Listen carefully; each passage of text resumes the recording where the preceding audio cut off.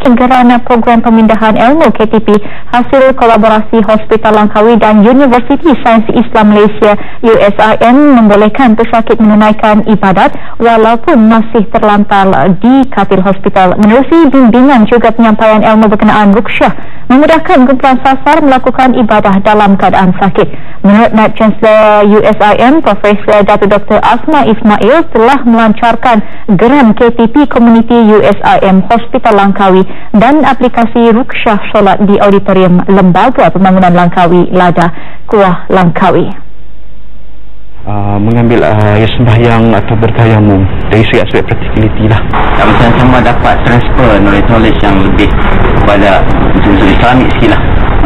Kita tahu majoriti di Pulau Langkawi ini, walaupun pusat pelancongan 90% adalah orang Islam bangsa Melayu. Keputusan kerjasama ini selepas mengambil kira pelbagai faktor.